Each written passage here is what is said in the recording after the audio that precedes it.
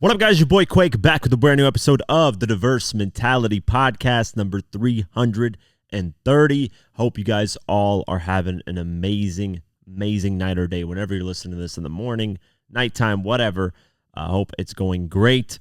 First, we're going to start out with some sad news. Quincy Jones, the legendary music producer, has passed away at the age of 91. So he's lived a fruitful, full life. Let's go over the article. Quincy Jones, the legendary music producer behind Michael Jackson's Thriller, has died at the age of 91. Jones, who also worked with names as electric as Frank Sinatra, Aretha Franklin, and Will Smith, died at his Los Angeles home on Sunday night, November 3rd. The news was revealed by Jones's publicist, who released a statement from his family saying, "Tonight, with a full but broken hearts, we must share the news of our father and brother Quincy Jones's passing. And although this is an incredible loss for our family, we celebrate the great life that he lived and know there will never be another like him. A cause of death has yet to be announced." As well as his celebrated collaborations with Michael Jackson, Quincy Jones was also renowned for his work on film soundtracks such as those from The Italian Job, The Color Purple, and The Getaway. So he's lived a full life, man.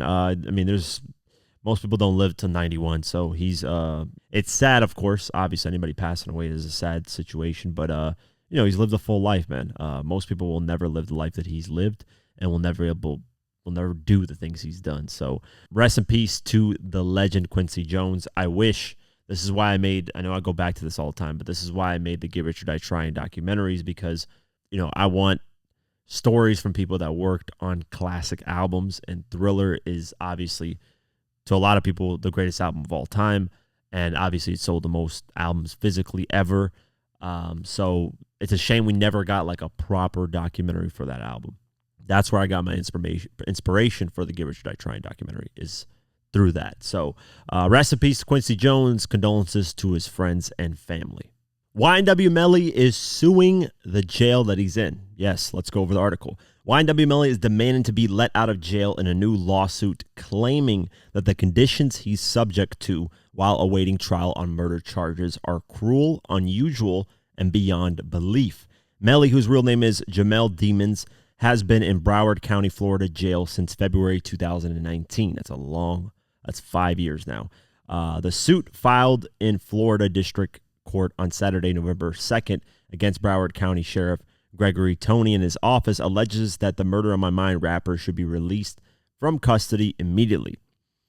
Demons is a black male whose current detention conditions shock the conscience and could not even be imagined in this day and age, even in a third world country that has no guard rails protecting human decency and dignity, the complaint reads. For over 3 years, petitioner Jamel Demons has not been permitted to make a single phone call or have a single visit with his family or any member of the outside world, including not seeing or speaking with his own mother in over 3 years. Demons has and continues to be subjected to the type of debilitating isolation that renders his conditions and incarceration cruel, unusual, and beyond belief in a civilized society governed by constitutional safeguards. The suit mentions specifically a 2022 controversy in which Broward County authorities accused Melly of plotting an escape from jail. It says that despite Melly being cleared in an investigation, he was moved from his current dorm into solidarity confinement, and all phone communication with the outside world was ceased. It further charges that in late 2022, Melly was moved to a vacant unit in jail with no privileges, no television, and no access to a newspaper. This isolation has inflicted enormous emotional impact on him and is designed to deteriorate his mental health and his ability to prepare for a trial. It continues. Melly's retrial is currently scheduled to begin on September 10th, 2025, while a pretrial meeting for his separate witness tampering case will be held on December 5th of this year. The rapper stands accused of murdering his 2 childhood friends, which we mentioned a few times. He's been locked up since February 2019, which means 5 years going on 6. 2019, 2020 would be obviously 4 years, 2024. So, it would be literally going on 6 years coming up. By the time his trial starts, it basically almost start to be 7 years, which is like utterly insane, because right now we're already on 5 years. We're past the 5-year mark. That's crazy, man. have a mistrial, and still be locked up. Now, I don't know if he's guilty or not. That's not the discussion here. The problem here is the guy is locked up for all that time, and what if he turns out to be innocent? That's 5, 6, 7 years of his life that's just gone. That's the problem in these trials that take so long, because the person's time is being wasted rotting in jail or prison, whatever. So it's unfortunate, but we'll see what happens moving forward. Maybe, because not being able to see somebody for the next 3 years, you're not have no outside world communication, maybe other than your lawyer. That's also like insane. Mentally, that's got to mess with him. There's no way it doesn't. That would mess with anybody, especially all that time being locked up. And if you didn't do it, that's even 10 times worse, right? Because now you're getting punished for something that you didn't do, and now you got to wait to prove your innocence, and it's a whole lengthy process. So hopefully the trial starts a little bit earlier, but hey, it is what it is. They did have a mistrial, so we'll see what happens moving forward. Updates on 6ix9ine being locked up. Let's go over the article. 6ix9ine is expected to plead guilty to violating his probation and faces up to a month behind bars. The controversial rapper was arrested last week for allegedly breaking the terms of his probation by visiting Las Vegas without permission, avoiding drug tests, and testing positive for meth. In court documents obtained by Hip Hop DX, the district attorney's office informed Judge Paul Engelmeyer that 6ix9ine will plead guilty to multiple probation violations. Prosecutors are seeking a jail term of 30 days for the rapper, a new 1-year term of supervised release, including 30 days of house arrest, and the surrendering of his passport. The government also wants to continue drug testing 6ix9ine and require him to obtain the permission of his probation officer before traveling domestically. 6ix9ine initially defended his trip to Vegas through his lawyer, who claimed that he went to the city for a performance and that he believed he had notified the proper authorities. How long is this guy in probation? The probation relates to the 6ix9ine's 2019 sentencing after he pleaded guilty to racketeering, firearms offenses, and drug trafficking. He was also sentenced to 2 years in prison plus 5 years of supervised release. So, yeah, we're literally 5 years into it. When did he actually get free? He became free in 2020. Oh, okay, so we're almost 5 years into it. Yeah, if he would have stayed out of this trouble, he would have been pretty good, because he would have probably had to deal with this up until, because when did he become free? I think in May of 2020 or something like that. So maybe May of 2025 or like summer of 2025, he would have been out of supervised release and he would have been fine. But yeah, man, that just goes to show you, after years and years, it's hard to stay on the right path. That's why when Young Thug got, 15 years probation, it's going to be really, really hard for him not to mess up in those 15 years. I hope he doesn't, but 15 years of just going straight and narrow and not having no incidences, especially being a traveling artist that interacts with all kinds of people and deals with all kinds of people, there's bound to be something that's going to mess up his probation one way or another. That's what, I'm not going to say the judge, because I don't want to put that on the judge. That's, that's what the prosecutors, the state is betting on. That, hey, he did get 15 years probation, he's out, but they're betting on that he might mess up in those 15 years and cause himself to go back to prison and serve 20 years, because the judge said, listen, you violate your probation and it's over. You're getting 20 years immediately. So, this is only 5 years, and 6ix9ine's already messed up his probation violation, whatever his rules that he had. So we'll see what happens moving forward, but 1 month ain't too bad, man, versus what he had earlier, obviously, and then 30 days of house arrest on top of that. So basically 60 days, 30 days in a cell, 30 days in your house, and then another 1 year, a new 1 year term of supervised release. So I don't know if they're adding that to the 5 years that he got, but yeah, we'll see what happens moving forward. But yeah, like I said, it's hard, man. Probation is not something that's, especially 15 years of it, that's crazy. For me, it'd be easy, because I don't really do anything that's crazy. I'm pretty boring in my regular life, so there's really nothing that I do that's out there. But I know for famous people and celebrities that travel all over the world, and yeah, it's going to be a problem. Nipsey Hussle's murderer wants the conviction to be appealed, and that's not going to happen. Let's go over the article. Nipsey Hussle's killer, Eric Holder, had some issues with the 2022 trial that ended in his conviction, so he filed an appeal that has now been denied by California's Court of Appeal. On Tuesday, November 5th, judges in the court's second district upheld Holder's guilty verdict. So they said, F you, you guilty as a mother. Yeah, you know what I'm talking about. There were two main parts to the appeal. First, Holder claimed that the court was wrong to disallow part of his attorney's closing argument, a part that asked the jury to imagine Holder's state of mind during the shooting, but the appeals court ruled that speculation was correctly ruled out because Holder chose not to say his piece during the trial. Appellant did not testify, and no other evidence about what appellant was thinking or feeling prior to shooting was presented to the jury. Thus, the interferences about the appellant's specific thoughts and feelings that defense counsel purported to draw were not based on the evidence, the decision reads.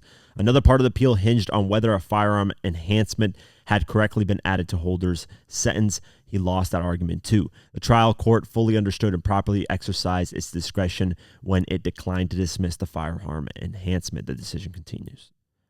Holder's 2019 killing Nipsey Hussle had a massive effect. We know about that. So fuck this guy. I miss Nipsey Hussle every single day, man. I hope we get an album from Nipsey Hussle. Black Sam, if somehow you're watching this, please. I know it's been years. I don't want to be disingenuous or just an asshole about the situation, but I want a new album, please. Just one posthumous album. Just one. We don't need more than one. Just one. Nipsey's got a lot of music that he recorded. And he was on, man, I just wish, right now, man, he would be on top of his game. He would be top 5 right now. Easy. The guy had mastered his craft. It took him years to do it. Granted, a lot slower because he basically started to blow up in 2008, 2009 a little bit. And then throughout all that time, he had to grind until he finally got to Victory Lab, which was in 2018. Came out in early 2018, yeah. And you can tell on that album, he basically mastered his craft. He was almost there. And then when he led with the Racks in the Middle as the next single off the next album, I was like, yep, he's got it. He's knowing what's the formula, what's going to work. And then some fucking dork by the name of Eric Pooperville, Shitty Cuz, I think his name, or some shit like that. The guy's a shitster and he's ass. Had to just take his life, man. Stupid people like this just ruin everything for everybody. Condolences, like I said, always to his family and friends. Black Sam, you're a legend. Appreciate you for, continuing Nipsey Hussle's legacy with the marathon. They even got marathon burgers that's coming out, which is cool. I mean, yeah. So fuck this guy. I'm glad the court said no. Fuck you. You're still gonna be locked up. Your appeal sucks, donkey shit, and you're still gonna be locked up. So that's great news, and we'll see what happens moving forward. Updates to the whole marriage counselor lawsuit that Dr. Dre's dealing with, and what's Dr. Dre's remarks on that and his rebuttal. Let's go over it. Dr. Dre isn't backing down against the marriage counselor who is suing the rap legend, alleging a campaign of harassment. In fact, he's fighting back by claiming he's a victim of racism.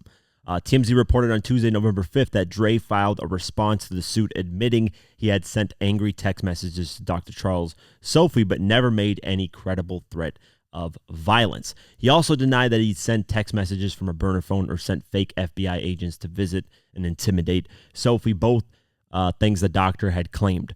Dre's response says that Sophie claiming he's suffering from emotional distress is evoking the racist caricature that depicts black men as inherently violent. Sophie filed a $10 million lawsuit against Dre last month, accusing the producer of engaging in a malicious campaign of harassment against him after he counseled the Aftermath Entertainment founder and his former wife during their marital problems. Well, that worked for the most part. Dr. Dre has scored a minor victory in his legal dispute with his former marriage counselor who is suing him for harassment. Dr. Charles Sophie was employed by Dre and his now ex-wife, Nicole, in 2018 to mediate the breakup or breakdown of the 20-year plus marriage. Earlier this year, Sophie was granted a temporary restraining order against the legendary producer, but now has failed to make it permanent, with the judge ruling there is not enough evidence. Sophie claimed that he feared for his safety, citing text messages from Dre as evidence of violence of threats. Dre, who does not deny sending the messages which accused Sophie of malpractice, says that the text contained no threats.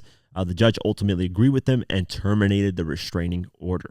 Sophie made a number of wild claims in his lawsuit, including that Dr. Dre sent fake FBI agents, which we just talked about. So that's a little win on Dr. Dre's side, and we'll keep our eyes posted and see what happens moving forward. But, at least Dre said, hey, I did send text messages talking about the situation, but I definitely didn't threaten you or do any of that stuff. But we'll see what happens moving forward. Russell Simmons' rape accuser claims he's running from court and lied about retirement. Let's go over the article. Russell Simmons, former DJ Def Jam employee who was accusing him of rape in the 1990s, has filed documents asking a judge to dismiss the embattled mogul's claims that he can't be sued. According to court documents obtained by Rolling Stone on Monday, November 4th, Jane Doe is pushing back on Simmons' October 18th response to her lawsuit where he said he can't be sued in federal court because he lost his last U.S. property in 2021 and now lives fully and legitimately in Bali under a permanent retirement visa granted by the Indonesian authorities. This guy just dipped, man. Defendant is running from the court's jurisdiction to avoid taking accountability for his actions, the docs read. Doe says Simmons claimed just weeks earlier in a remote deposition for her case that he's still actively working and still maintains office space in Midtown Manhattan. He testified that he is building a business empire and needs a partner for his current projects, but is thwarted in his active efforts in Dubai and Singapore because of the morality clauses that countries require, the docs read. Doe also noted that his residence in Indonesia, the Gadas Bali Health and Wellness Resort, is a business that he owns with fellow American investors. Wow.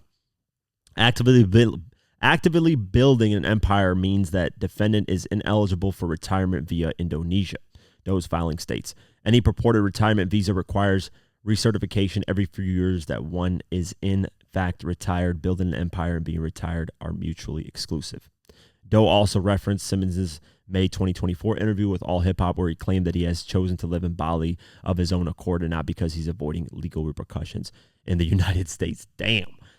For people saying that I somehow can't come home when I'm there all the time wears on you. He said, it wears on me after a while to keep hearing the same narrative, which is false. I'm always in LA.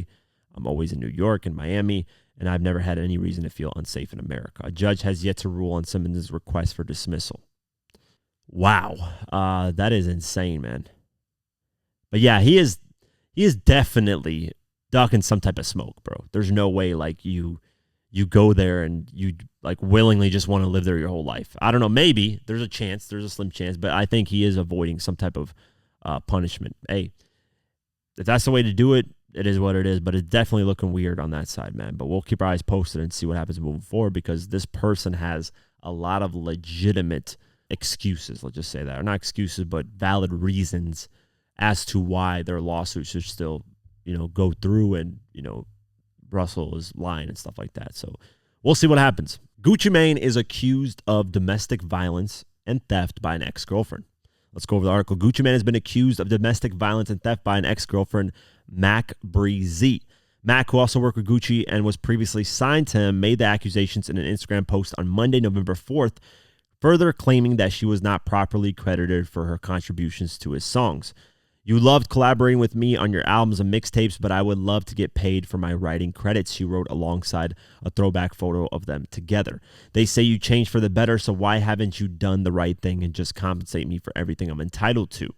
Everybody eating off those records but me, she added. I never did tell all and exposed any stories about your personal life over the 6 years we were together. When you punched me in the face, I could have snitched and had you arrested while you were on bond for the murder case of Jeezy's artist. I never badmouthed you in the media or tried to assassinate your character. Macri went on to suggest that she would pursue legal action against Gucci. Enough is enough. Time's up. I'm coming for what's rightfully mine, respectfully. Gucci Mane has yet to respond to his former girlfriend's accusations. Yeah, she's been with him like back in the old Gucci days with the big chains and the so I said, that type of time. The violent incident Mac Bree was alluding to occurred during a live performance in 2005 and was caught on camera. In the clip, the two can be seen arguing when Gucci attempts to remove Mac from the stage before punching her in the face. Wow, it is on video. Mac Bree addressed the incident in a 2022 interview with the Progress Report, saying, first of all, a lot of people made light of the situation. I would never understand that because if somebody punched your mama, your sister, your cousin, you wouldn't have the same energy. She also seemingly confirmed that it was a one-off incident. That was the first and last time he put his hands on me. Since 2017, Gucci Mane has been married to Keisha Kior. Yeah, we know that. Yeah, we'll see. At least she has video footage evidence, but if she said that's a one-off situation, I don't know, man.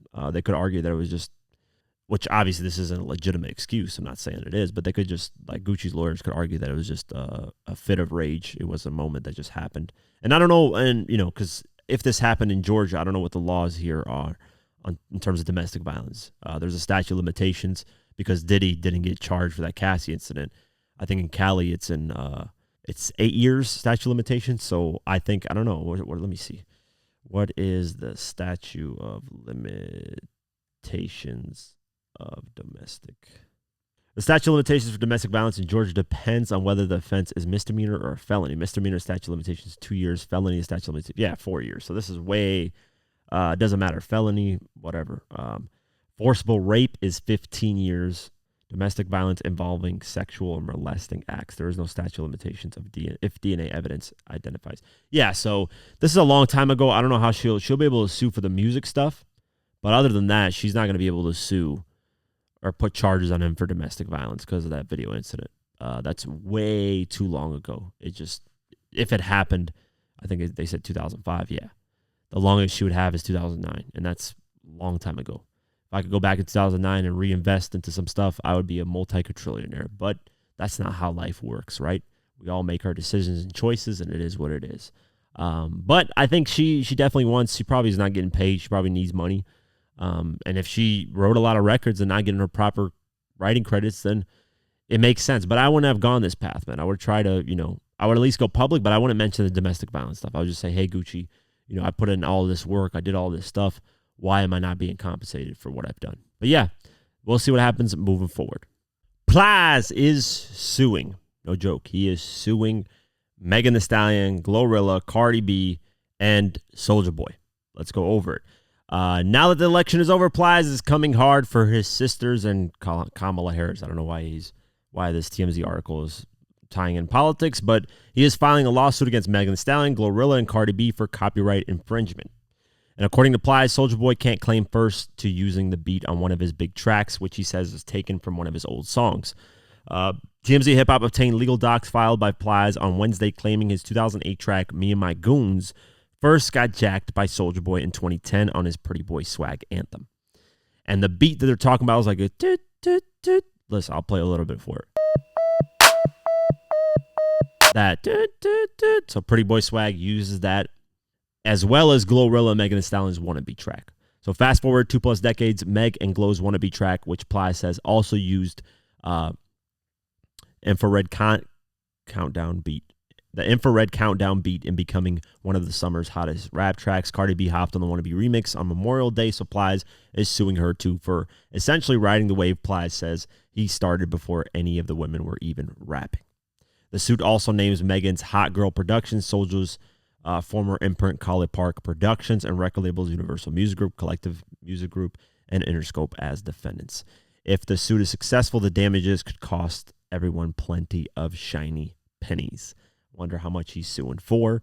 But yeah, I don't know why he's doing this when Soulja Boy literally used the song in 2010. And I think usually the producers are the ones that, sue for these type of situations. But let me see who produced this. I do remember his album, The Realist, probably one of the greater albums. Producer BC of Nersomnam. I never heard of this guy, but yeah. We'll see what happens moving forward, but that's interesting, man, to sue after all these years. I guess he saw some type of way to make some money and said, you know what, y'all taking my type of style in the production, I'm suing. So we'll see what happens moving forward. Kodak Black appeared on Kai Cenat's stream, and when he appeared there, he looked very distraught. He looked like he was on drugs, and people were just wondering what is going on. It seemed like he was dozing off. People were saying that he threw something in the air and tried to catch it with his mouth, that he was throwing a perk or a pill or something like that. So let's play a little bit of what people were questioning. Hey.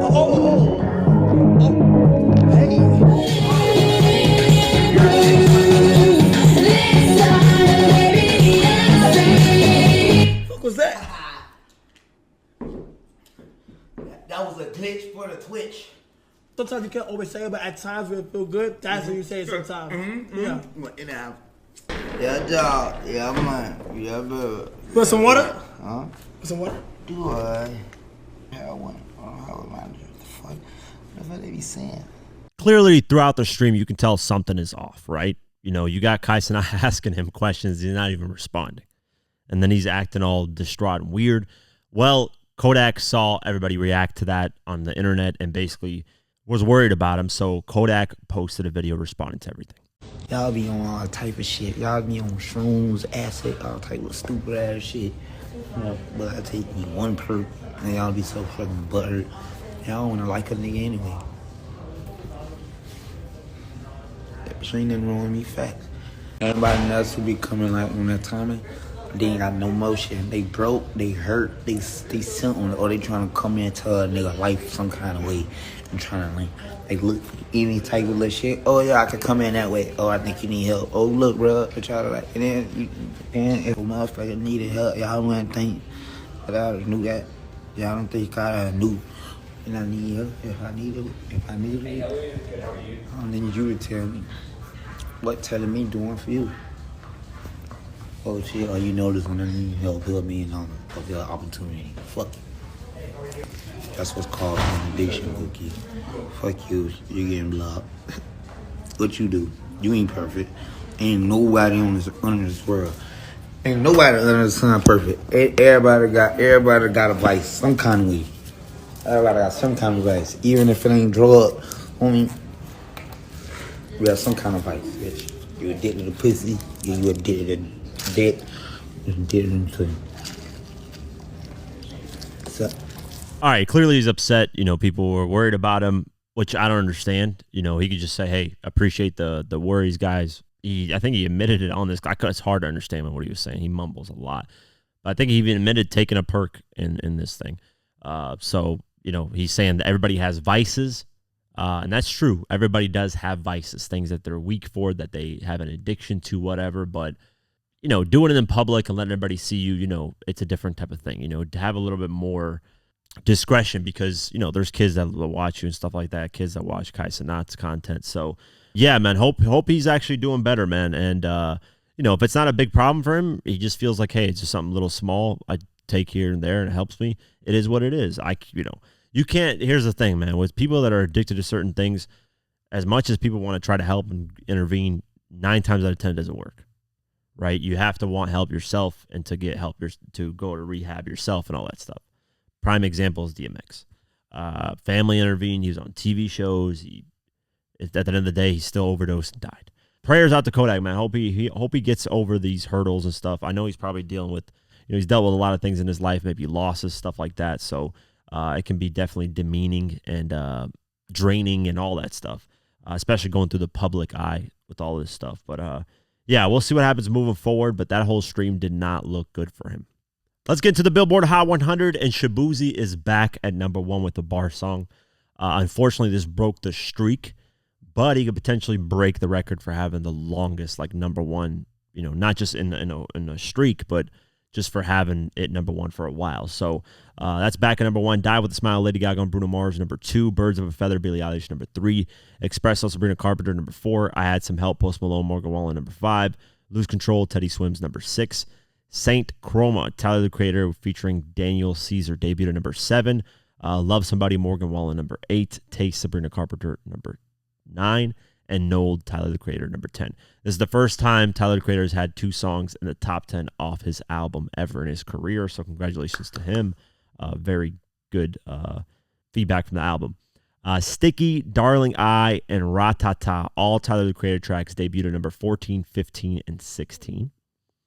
Not Like Us, Kendrick Lamar, #19. Thriller got a re-entry, the track at #20. Thought I Was Dead, Tyler the Creator, Schoolboy Q, and Santi Gold debuted at #32. And then Hey Jane, Tyler the Creator, debuted at #33. What You Know About Me, Glorilla and Sexy Red, #37.